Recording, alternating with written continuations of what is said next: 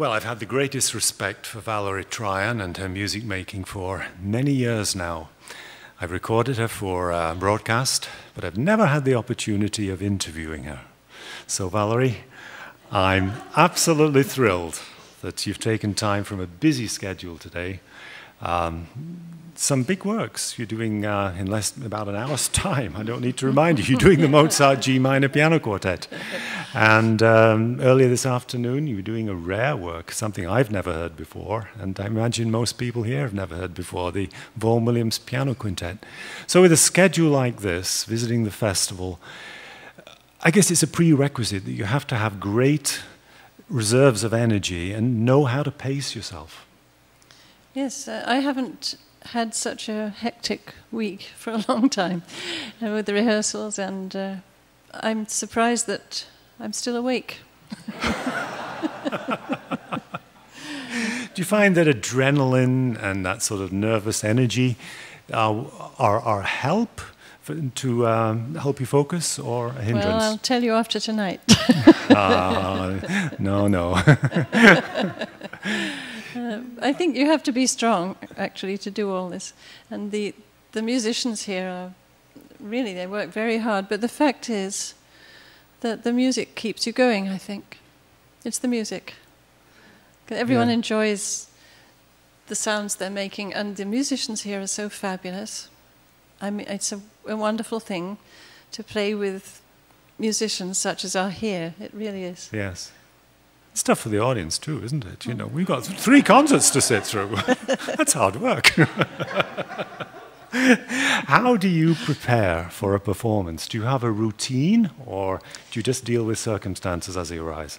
Well, I usually see what I'm going to be playing in the next 3 to 4 months, and then I have a routine in a sense that I try to practice every morning. But I just am frightened that I won't be ready, so I try to do everything ahead of time so that I'm ahead. But it doesn't always work out like that, because my life is too important to me now. I don't have all that many years left, and I don't want to spend them at the piano. So I've you're done it enjoying for so life. many years, since I was 4.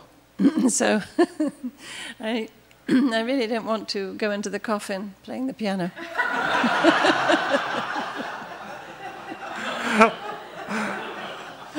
Are you going to take an active decision to retire? No, I hate that word. Good. Hate it. I hate it too. Yeah. But life is full of lovely things and wonderful things, and I don't want to miss it all. Are you able to organize your life as well as you organize yourself on stage? Do you think I'm organized? Yes. I think you're very organized on stage, yes.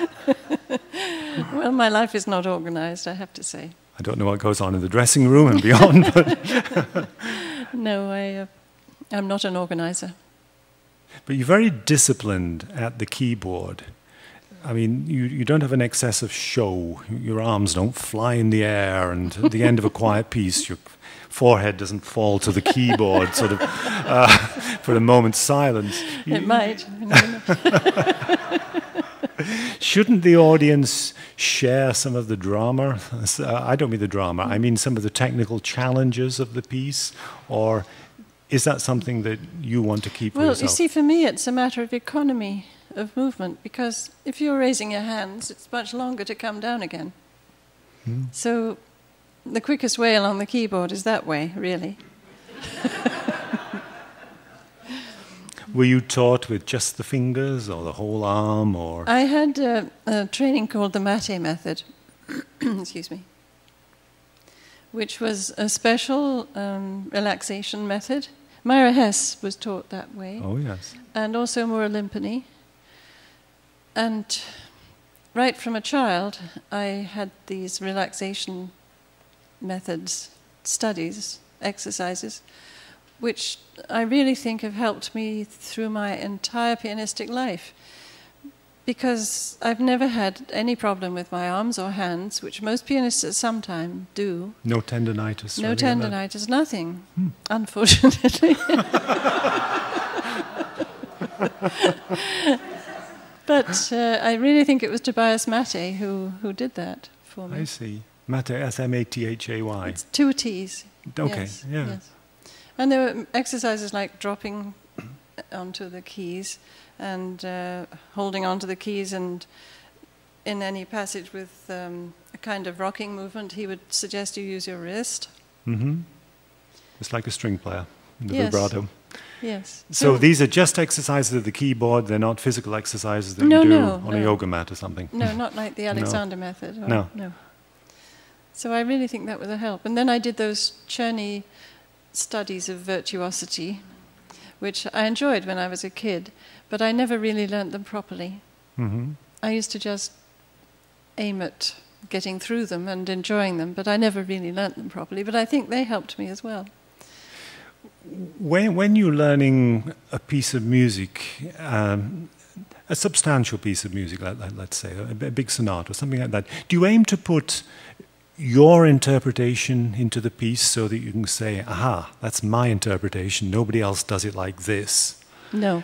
No? No. Why not? I don't think of that. I just want to produce the music as expressively as I can. If it comes out like me, that's not surprising, I suppose. But I don't actually try to make it mine. Mm-hmm. Some pianists do.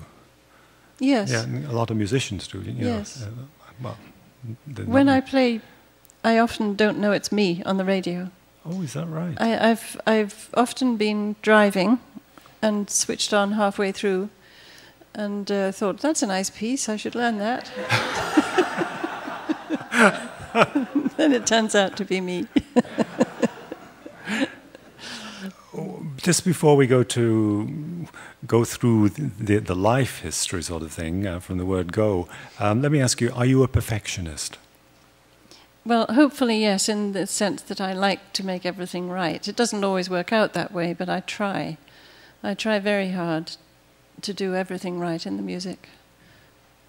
Is that hard work when it comes to... Yes.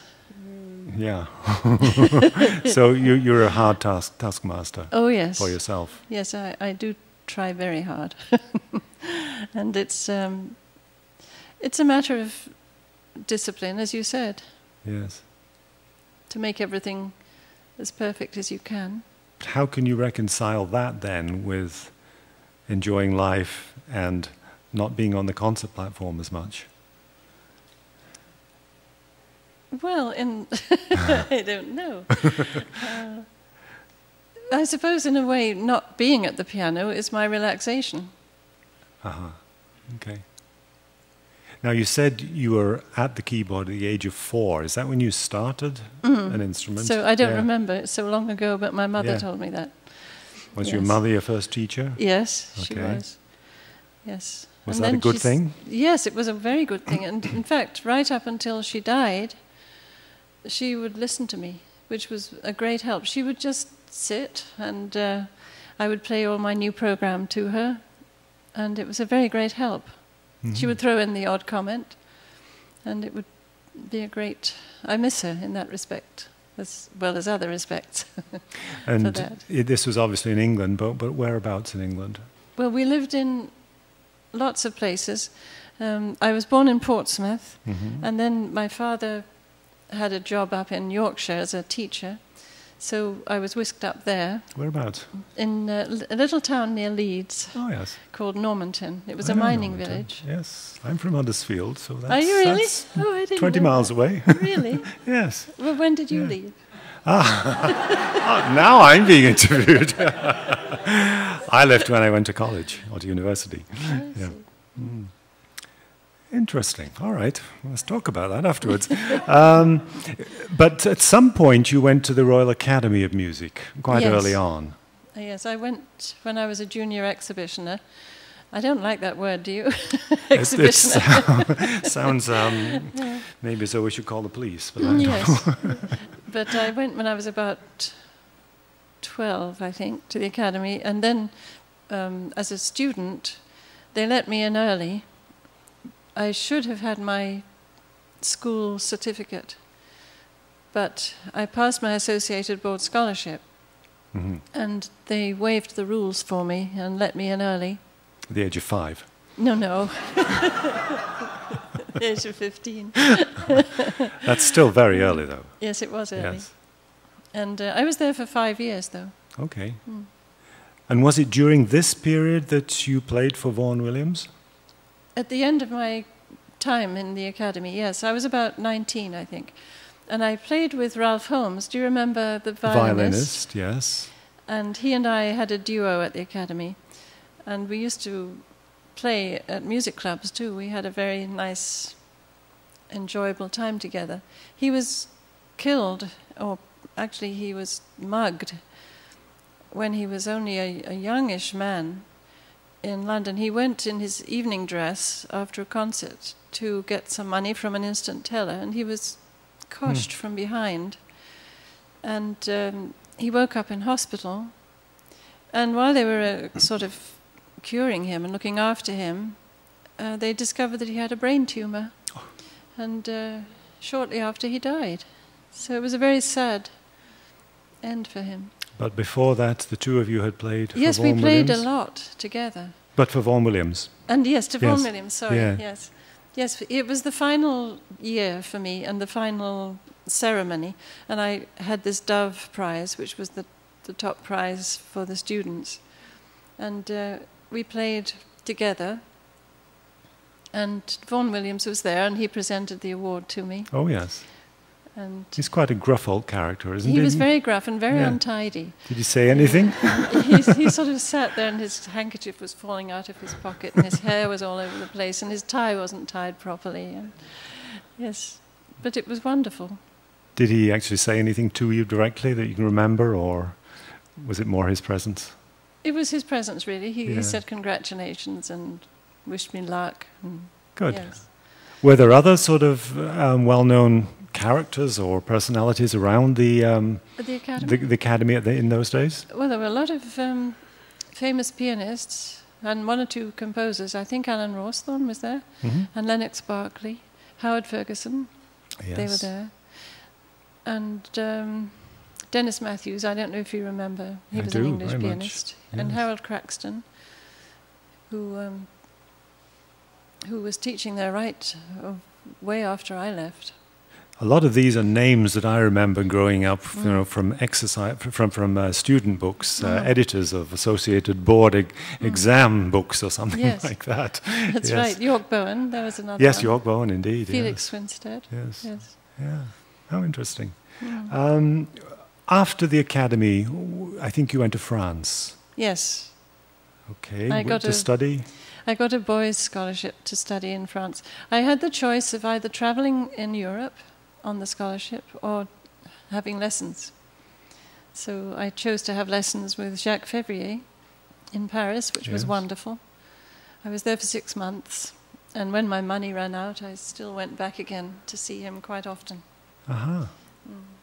And during this period, were you sort of performing professionally as well? Yes, oh yes.